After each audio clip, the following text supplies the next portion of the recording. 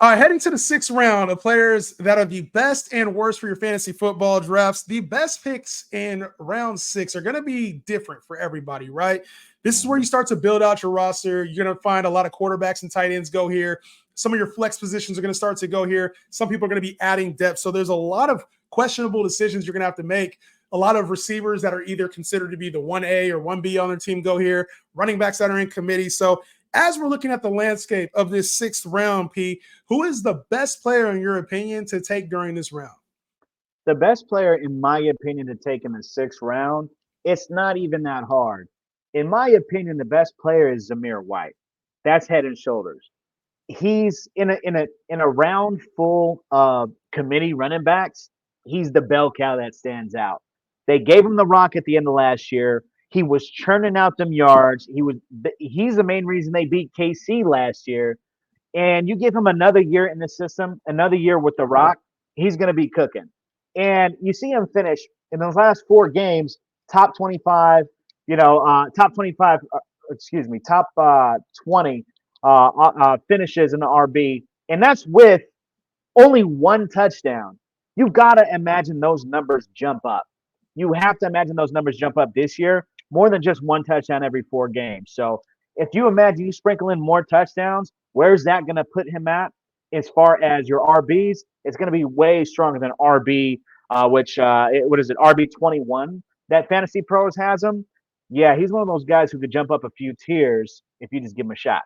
Yeah, I have some concerns about Zamir White and his pass catching, but I feel like he's one of the safer options that you could take there because of the workload. And if he performs better than we expect, this could be a guy who could be like 1,000-yard, 8 to 10 touchdown guy. So I think a lot of good value there in the sixth round as well. Yeah, just to comment really on those pass catching numbers, it's his first time touching the rock last year in those last 4 games. He still had a 4-target, 3-catch game his first go around, and then a 6-target, 5-catch game in his third game. So you could expect those numbers to kind of jump up as well. Being a bell cow, as him being a safety outlet, there's not too many pass catches there on that Raiders team as it is. I can see those jumping up to be a little bit more consistent as well. I'm not mad at that. As far as consistency goes, one player that was not consistent last year, Calvin Ridley, who is the best player, in my opinion, to take here in the sixth round. He's currently going as the wide receiver 32. 33, yeah. How is he going this late? Wide receiver 30s for Calvin Ridley, who is, he's a top 75 player.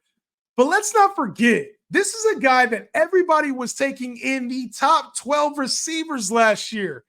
He was arguably a top 5 pick when he was in Atlanta, top 5 receiver. And now this is a guy who just came off of a season where he was the wide receiver 18. They signed him to a deal that was very lucrative that made him one of the highest paid receivers in the league. Mm-hmm. And now we're taking this guy outside of the top 30? Like, in what world does that make sense? A guy who had a disappointing season last year and was a wide receiver 18. Oh, now we're not going to take him as a top 30 guy. Make it make sense. And easily, a guy who went over 1,000 yards last year and had 8 touchdowns. And I get it. Maybe you're like, you know what? He's not with Trevor Lawrence no more. He's with Will Levis. Will Levis is terrible. Well, guess what? When Will Levis started last year, DeAndre Hopkins was a top 10 receiver in those starts.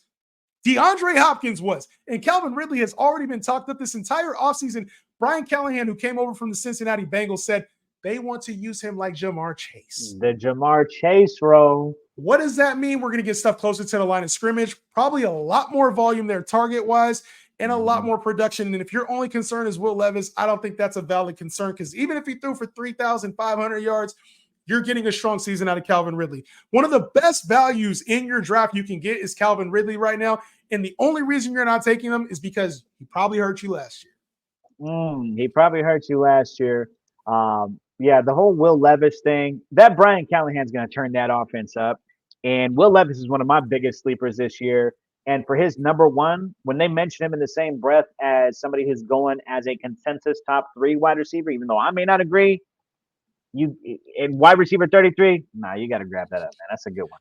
Got to grab that, man. So obviously those are some of the better values here, our best values here in the 6th round. Now let's get to the worst. And I think this is the 6th round. I I would say this. I think there's a lot of value here, but there are some players that will hurt you in this Some round. landmines. Yeah, for Some sure. definite landmines here in this Yeah. round. P, who is one of the ones that you're looking at as the worst pick here in the 6th round? One of the worst picks in this 6th round.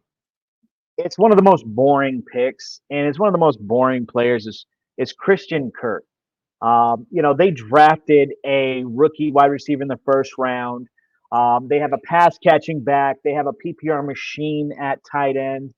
What really is the upside? Yeah, he's going as wide receiver 31, but when you're saying the players that you have to take around him, I'd rather have Keenan Allen. I'd rather have Scary Terry. Much rather have Calvin Ridley.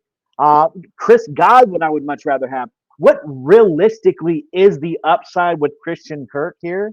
What are we talking about? Why would you want somebody like that on your team? He's not a crazy red zone threat. He is. You have to assume that his numbers in terms of pass catching may drop, or even if they stay the same. It's not somebody really that I want on my team. Is an ugly pick overall, and that's my fave. I ain't mad at that. I kind of think he's a safer pick in that range. Maybe he doesn't carry like 1,500-yard upside, but we've seen Christian Kirk be like an established player. I just think he's not like a very like attractive name to take. Like you don't want Christian Kirk as your wide receiver 3. It's like you're forced to have him as your number 3. So I get it, but I kind of like that. I'm not mad at the value, but I'd rather have some of the names that you said ahead of him. As far as my worst pick goes in this round, P, I don't understand why we're taking DeAndre Swift in the top 25 running backs. Can somebody explain that to me? And I'm like, maybe we're all just like short-term memory, or we remember what we want because we saw him do so well early with the Philadelphia Eagles. He looked like a strong runner, and obviously he took over when Kenny Gainwell was, presumed. Somebody thought he was going to be the starter. DeAndre Swift took over those carries and exploded his first 2 starts, had over 100 yards in both games, almost 200 yards in one of those games. And then what did we see after that from DeAndre Swift? Not a whole lot. He had 300 yards in the first 3 weeks. He only finished with just over 1,000 in the season. He only had 5 touchdowns. And this is behind the Eagles' offensive line. Now, he goes to a team where the offense is going to be a little bit less. It's going to be a little bit less under Caleb Williams. You have a rookie quarterback. You have a lot more weapons now on the offensive field when you talk about 3 very capable receivers, Odunze, Keenan Allen, DJ Moore. You also have competition for touches in your own backfield with Khalil Herbert and Roshan Johnson. Not to mention, you have a quarterback who's coming in, a rookie quarterback who wants to prove everybody wrong that he is the guy and is going to be throwing a lot of touchdowns. I don't see a whole lot of potential here for DeAndre Swift, who, after we really think about it, he was only the RB20 last year in PPR leagues. After the start that we thought, he was the RB20 and he's getting drafted around there this year. Worst offensive line, worst situation, and we're still taking him around the same range. I'm all the way out on DeAndre Swift at his ADP right now. Get him all the way out of here. Pack him up. Pack him up, man. Pack him up in that purse you got over there. You know what I mean? But I'll tell you like this, man. People forget how disappointing he was in Detroit. Man, they forget. He fit the system in Philly in that first half. Then they used him between the 20s for the remainder of that season. So does he really carry that goal line threat? Is he really like a goal line beast or somebody that they're going to use heavily in the red zone? If he is, he hasn't proven it. So what are we really talking about here? With all those passes, 5 times. Yeah, you know what I'm saying. But I'm gonna tell you like this, man. DeAndre Swift is probably going to be one of those boring picks. You could get better players. Like, give me Tony Pollard, bro. Give me Tony Pollard. You know what I'm saying? Give me somebody else. Give me Ramondre Stevens. Give me Najee Harris. No, you can keep that. Hell no, we ain't doing that. Najee, I don't care what you say. We gotta leave that in 2023, man. We leaving that in 2023, baby. Yo, for the 6th round, that does it. Those are our best and worst picks of the 6th round. Let us know your thoughts in the comments. We will see you for the 7th round. See you on the next one.